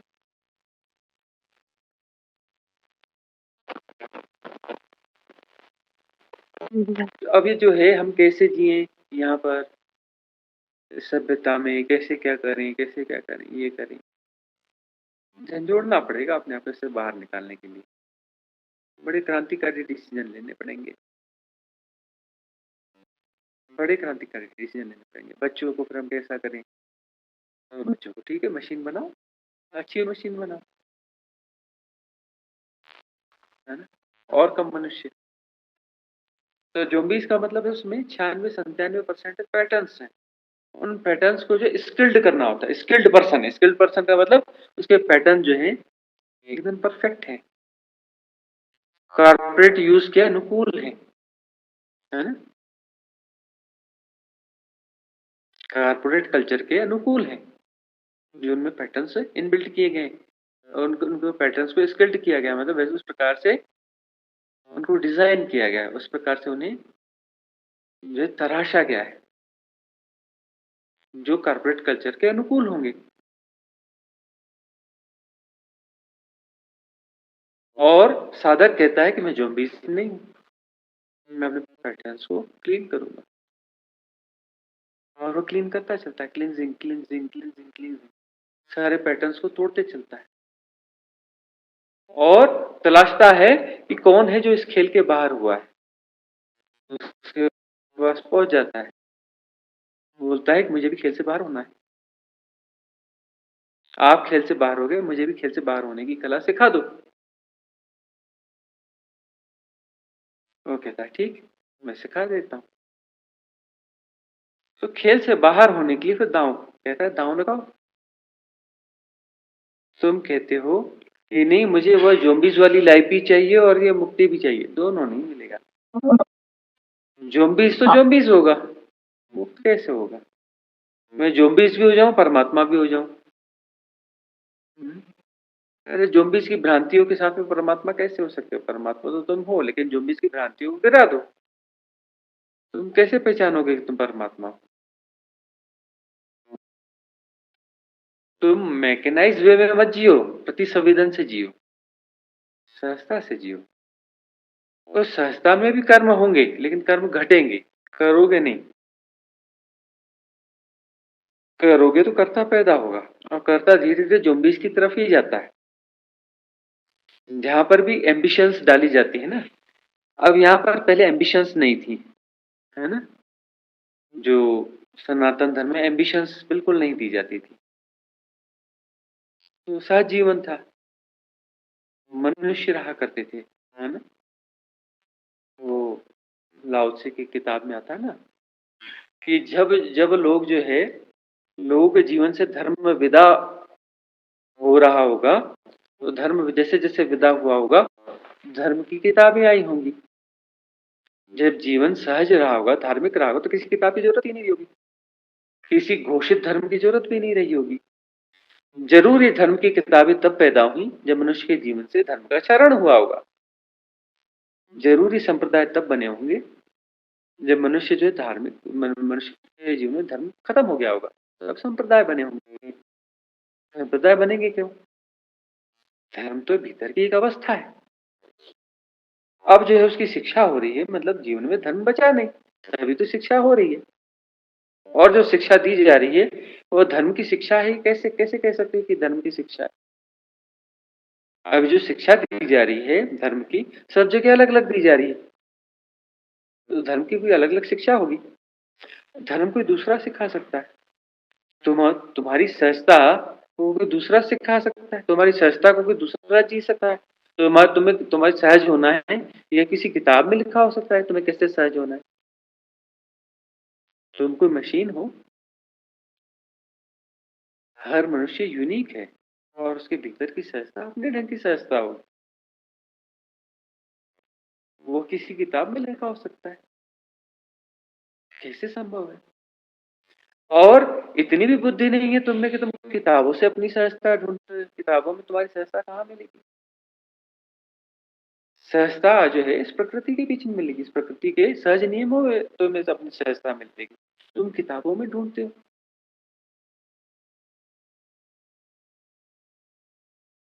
अपनी मेधा पर, अपनी इंटेलिजेंस पर कभी कोई प्रश्न चिन्ह नहीं उठता, हम कर क्या रहे, कौन से पागलपन में पड़े। हम विज्ञान को भी जो है किताब में ढूंढते हैं और धर्म को भी किताब में ढूंढते हैं।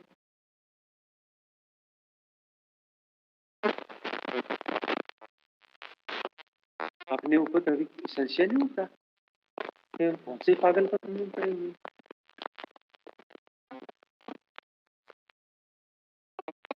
और ये बात आई उतरी कैसे कि जो है हमें ज़ॉम्बीज़ वाला परफेक्टनेस भी चाहिए मैकेनाइज वे में, ताकि हम सफल हो सकें।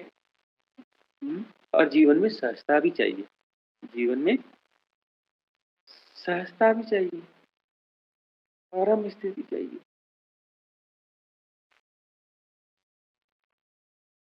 कैसे संभव है कि हम अपनी भ्रांति को भी जीते रहें और परमात्मा भी हो जाए? कैसे संभव है?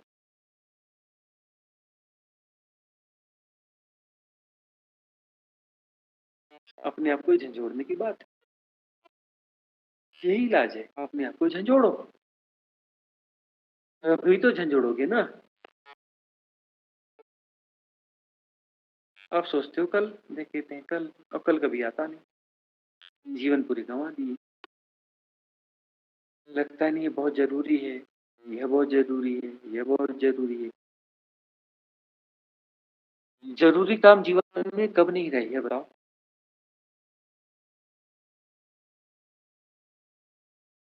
जीवन में बहुत कुछ बहुत जरूरी सदा से रहा है और हमेशा रहेगा। तो जरूरी चीजों को निपटाते निपटाते तुम चले जाओगे, क्योंकि तुम चले भी गए तो क्या दिक्कत है, तुम तो बिल्कुल गैर जरूरी हो। जरूरी तो वो काम है ना, तुम जरूरी थोड़ी हो, तुम तो एक गैर जरूरी चीज हो। तुम्हारी क्या औकात है, तुम तो बिल्कुल गैर जरूरी चीज हो। वो काम जरूरी है, वो कुछ ऐसा जरूरी है, ये फलाना जरूरी है, ये जरूरी है। तुम तो जरूरी हो ही नहीं, तुम तो गैर जरूरी हो। तुम निर्मूल्य हो, तुम्हारे मूल्य ही नहीं है कोई। झकझोरो अपने आप को। ये बहुत सारी जगह अप्लाई होता है लाइफ में कि हम स्पेशली लेडीज जो है कि आज मैं घर का काम कर लेती हूँ, फिर एक्सरसाइज करूँगी। आज मैं ये कर लेती हूँ, आज बच्चे का ये आ गया, चलो आज छूट गया। मेडिटेशन में भी ऐसा होता है कि हाँ चलो आज बहुत थक गए थे, आज नींद आ रही है तो छूट गया। तो आपकी बात यही है कि हम प्रायोरिटाइज ही नहीं करते खुद को कभी। एक अपनी प्रायोरिटीज को रीसेट करना। साधना की शुरुआत होती है अपनी प्रायोरिटीज को रीसेट करना और ईमानदारी से रीसेट करना। जो रीसेटिंग भी है ना, उसमें बेईमानी बहुत ज्यादा है।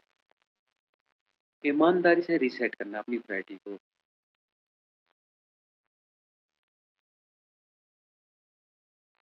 कि जो है ये जो कुछ भी चल रहा है, जो भी कुछ भी हिप्नोटिज़्म है, इन हिप्नोटिज़्म को समझना है, ये वास्तव में ज़रूरी है। हम जो बहुत सारी चीज़ें इन्फ्लुएंस स्ट्रीम हमें बता रही है कि ये ज़रूरी है, ज़रूरी है, ज़रूरी है, क्या सचमुच में ज़रूरी है? सरकारी स्कूल हुआ करते थे, उसमें पढ़ते थे, पढ़ते थे नहीं कि सरकारी स्कूलों से, गाँव में पढ़ा करते थे, है ना? ज़मीन में बैठ के, टाट पट्टियों में बैठ के पढ़ा करते थे, हम भी वहीं पढ़े, जंगलों में, आदिवासी गाँव में, आदिवासियों के बीच में, पले-बड़े हैं, है ना? जंगली ढंग से पले-बड़े हैं, इसीलिए हम अपने आप को हम खुद भी आदिवासी कहते हैं, क्योंकि जंगलों के बीच में रहे हैं, उन्हीं की संगत में रहे हैं, वही हमारे दोस्त यार रहे हैं, तो हम भी वही हैं, आदिवासी हैं। तो जो है उनके बीच में रहे हैं और सब बस बहुत सारे लोग हैं और वो सब अच्छी-अच्छी जगहों पे बैठे हैं, है ना? अब जो है नए सिस्टम बता रहे हैं कि अपने बच्चे को ऐसे नहीं ऐसे स्कूल में पढ़ाओ, है ना? हमने जो मैक्सिमम फीस दी है 16 रुपए दी है साल की, है ना? क्योंकि हम वो जो रिजर्वेशन में आते नहीं थे, तो हमें फ्री नहीं था, हमें पैसे देने पड़ते थे, तो 16 रुपए हम देते थे साल भर के। तो जो है अब ये कहा जा रहा है वो बच्चों को पढ़ाया जा रहा है कितने बोले 3 लाख रुपए साल के, 4 लाख रुपए साल के ऐसे दे रहे हैं ना बच्चों का, लाखों में पैसा दे रहे हैं और उसके बाद में टीचर्स डरा रहे हैं हर चीज में, ऐसा नहीं वैसा नहीं, इस मीटिंग में आओ, यह करो वह करो, बच्चों को पढ़ाते नहीं हो क्या, घर में पढ़ाओ, यह करो, दुनिया भर की चीजें। और बच्चे को देखो, उसमें कुछ बचपना है, बच्चे में कोई खिलावट है। हमें अपना बचपना ख्याल है, हमने बच्चों को देखा है, सहज बच्चे देखें।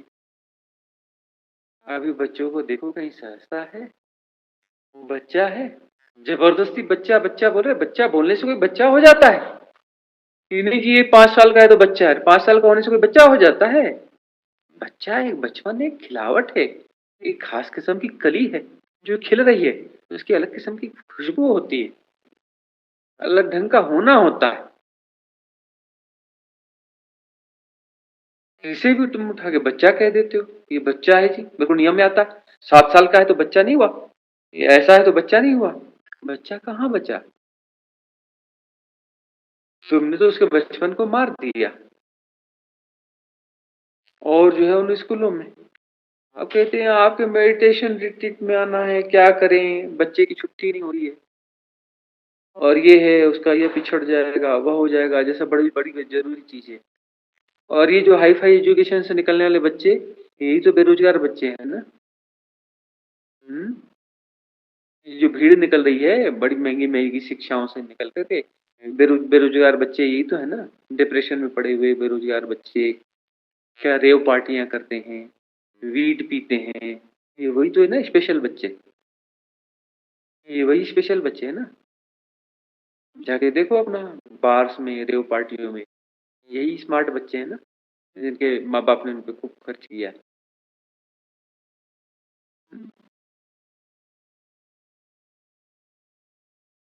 और वहाँ देखते थे कि वो मतलब बोलते नहीं नहीं इनका ये इतना नुकसान हो जाएगा एजुकेशन का, वैसा हो जाएगा, छुट्टियां ये मारनी बड़ी मुश्किल है, ऐसा है वैसा है। हमें अपना ख्याल है, जब मौज पड़ी बंक मारो, जरूरी है स्कूल जाना। किसी ने कह दिया अरे वो फलाने जामुन पक गए हैं, अच्छा अच्छा पक गए, दोपहर को छुट्टी, निकलो, वो खाने जाएंगे। अरे वो भी तो अपना जीवन का मजा है, वो भी तो कुछ शिक्षा है, पेड़ पे चढ़ना, ये करना, मजे करना जंगलों में।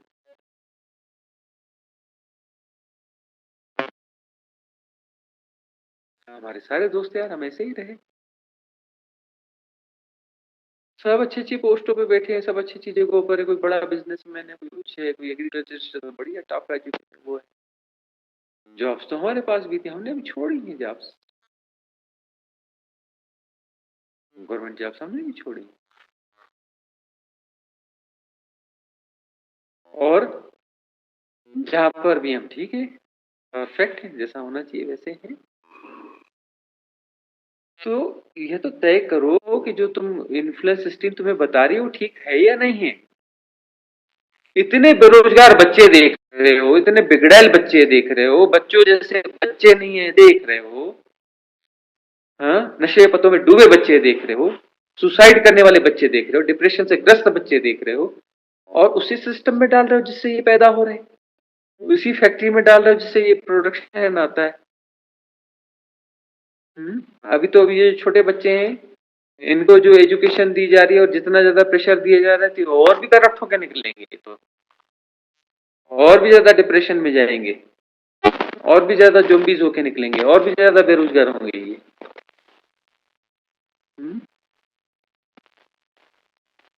तो किस किस हिप्नोटिज्म में पड़े हुए हो? इन्फ्लुएंस सिस्टम बताती कि ऐसा, और मान लेते हो कि ऐसा।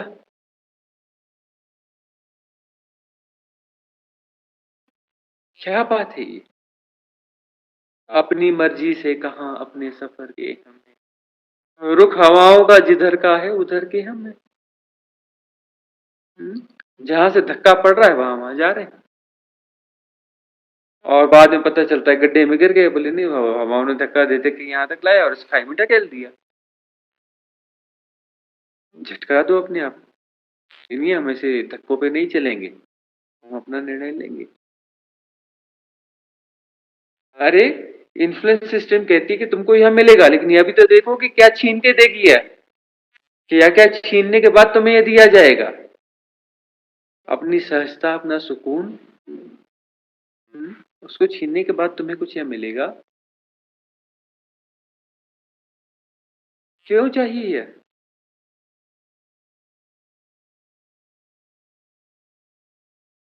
अपना जीवन जो है अपने ढंग से जीना सीखो। क्या मेरे जीवन में सहजता है? क्या मेरे जीवन में खुशी है? बहुत सारे लोग हैं रहते हैं, वो जस्टिफाई करते हैं, नहीं जी दिल्ली बढ़िया है जी, दिल वालों की है।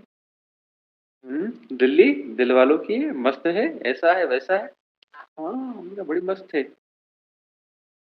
सड़कों से निकलो बड़ी खुशबू आती है बाजू की नालियों से, एरोमा, है ना। और जो है बड़े सुंदर सुंदर जीव उड़ते हैं, जैसे हमारे यहाँ तितलियां उड़ती है ना, उस तुम्हारे बड़े सुंदर सुंदर जीव रहते हैं, बड़े बड़े डंक होते हैं, वो डेंगू नाम की गिफ्ट देते हैं, है ना। डेंगू, मलेरिया और क्या क्या बहुत बढ़िया बढ़िया गिफ्ट बांटते हैं वो।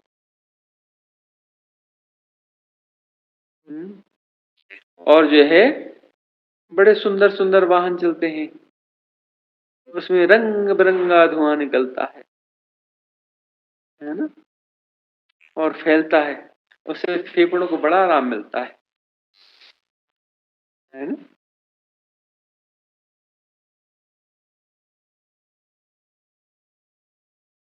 अपने प्रैक्टिस तो तय करो कि जीवन जीना कैसे। रिटायरमेंट के बाद में हम किसी पहाड़ पर जाएंगे, वहां घर बनाएंगे और मजे से जिएंगे। अभी प्रैक्टिस तो तय करो कि कहाँ रहना है।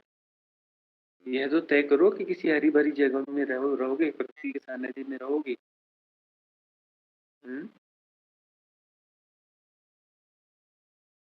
किस किस चक्कर में फंसना है, किस चक्कर में नहीं फंसना है, कितना गैर जरूरी है। जरूरी गैर जरूरी का विवेक तो होना चाहिए ना। तो साधनात्मक जीवन है, साधनात्मक जीवन में विवेक होता है। विवेक का अर्थ हम तय कर पाते हैं कि क्या उचित है क्या अनुचित है।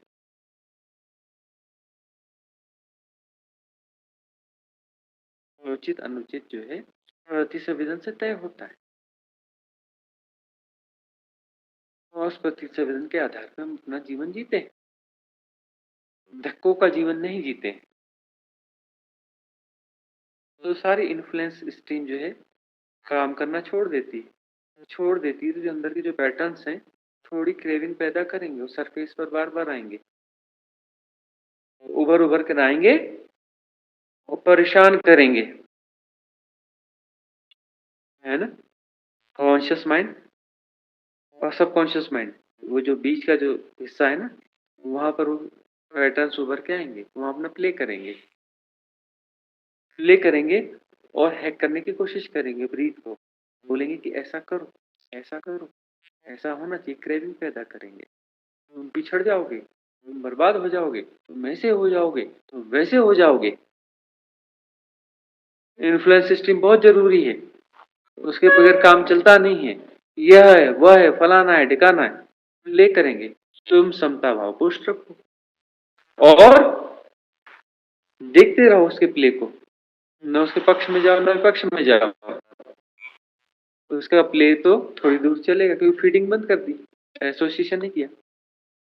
एसोसिएशन नहीं किया तो वो हैक तो कर नहीं पाएगा, फीडिंग बंद हो गई, उसको प्राण मिलेंगे नहीं, उसका प्ले थोड़ी देर में खत्म हो जाएगा, वो पैटर्न ही डिसॉल्व हो जाएगा। अगला उठेगा, फिर डिसॉल्व होगा, अगला उठेगा, फिर डिसॉल्व होगा। तो इन्फ्लुएंस सिस्टम से जब प्रभावित होना छोड़ दोगे, ये विवेक जागेगा, तो पुराना जो कचरा है, पुराना गार्बेज निकलेगा। तो उस समय अपने आप को संभाल के रखना है, वही तप है। तो आप बोलते हैं तप क्या है, तपस्या क्या है? वही तपस्या है। जब गार्बेज निकलेगा ना भीतर से, बड़ा परेशान करेगा, बड़ी किंतु परंतु की बातें निकलेंगी। जब गार्बेज निकलता है ना, तो अपने गुरु पर संशय जाता है ना? मन बोलता है नहीं नहीं गुरु जी गड़बड़ हैं, निकल भागो यहाँ से, पता नहीं क्या बोल रहे हैं, पता नहीं क्या है, ऐसा है, वैसा है, यह है, वह है ना? सब सच। उस समय भी उस देशना के साथ जियोगे, उस देशना के साथ यदि जियोगे, बने रहोगे, समतापूर्वक ठहर जाओगे वहां पर, तो उदीर्णा होती जाएगी, उदीर्णा फास्ट होती जाएगी, उदीर्णा होती जाएगी और उसकी क्लिंजिंग होती जाएगी, उदीर्णा होती जाएगी, क्लिंजिंग होती जाएगी। तो समता भाव में पुष्ट रहोगे, तो सारे संस्कार उभरेंगे, पैटर्न्स उभरेंगे और क्लीन होते जाएंगे, क्लीन होते जाएंगे, क्लीन होते जाएंगे। एक दिन सब कुछ क्लीन हो जाएगा और वहां पर कोई द्वंद्व कोई बचेगा ही नहीं, द्वैत बचेगा ही नहीं, डुअलिटी बचेगी नहीं, वननेस हो जाएगी, एकत्व हो जाएगा। और वह एकत्व यानी मुक्ति, अलग से कोई मुक्ति नहीं। गार्बेज से मुक्ति मुक्ति है, मुक्ति का मतलब कुछ ऐसा नहीं कि मुक्ति का मतलब जो है मोक्ष बोलता है कि मोक्ष में जाएंगे, कल्प वृक्ष के नीचे बैठेंगे, जो चाहोगे वो मिलेगा, शराब के चश्मे बहेंगे, हाँ? परमात्मा के सिंहासन के बाजू में जगह मिलेगी बैठने की, है? बाकी को हटा के हम बाजू की जगह कब्जा कर लेंगे, शुद्ध शिला पे बैठेंगे। हाँ, कल्पना की बातें करते हो कि तुम वहां अलग से बचोगे और तुम वहां रहोगे और मौज करोगे। अगर भ्रांतियां विसर्जित हो जाती हैं, वननेस आ जाती है, वहां दो बचे ही कहाँ कि कोई मोक्ष है, तो द्वैत हो गया, कोई परमात्मा है और उसका कोई सिंहासन भी है, द्वैत का त्रैत नहीं हो गया। एक परमात्मा का सिंहासन, एक तुम। परमात्मा सिंहासन की भी तो अपनी सत्ता हो जाएगी। त्रैत, फिर बोलो शुद्ध शिला, अरे वो भी तो एक और हो गया ना।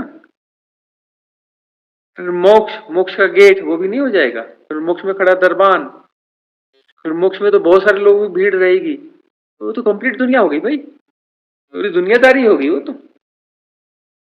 हमने सुना है मोक्ष जो है ना, उसमें बड़े मजबूत गेट होते हैं कि कोई भी नहीं घुस सकता वहां पे, और पहरेदार लगे रहते हैं वहां पर। पता नहीं कौन सी कंपनी ने गेट बनाया होगा, वो टाटा स्टील लगा हुआ जरूर है, मजबूत तो तभी होगा ना, टाटा स्टील से तो मजबूत होता है ना। मोक्ष गेट में जरूर टाटा स्टील, टाटा वालों से पूछना पड़ेगा। हम्म, किन परिकल्पनाओं में उलझे हुए हो? सहज स्वाभाविक, सिर्फ भ्रांतियों को गिर जाना ही मुक्ति है, गार्बेज से मुक्त हो जाना है मुक्ति, वननेस तो है ही है।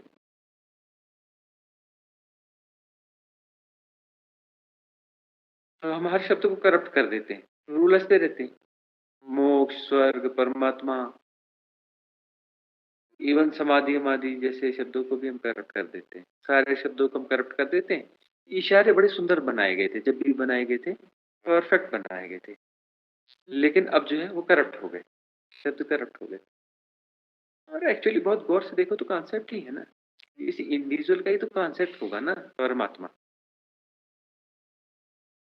जब इंडिविजुअल नहीं रहेगा तो परमात्मा कहाँ रहेगा?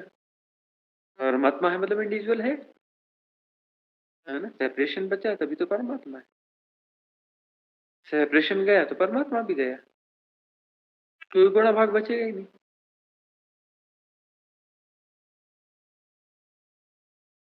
सारे गुणा भाग विसर्जित होने चाहिए। आई थिंक आज के लिए हम यहाँ खत्म करते हैं। नेक्स्ट क्वेश्चन के लिए हम नेक्स्ट सेशन में फिर से मिलेंगे।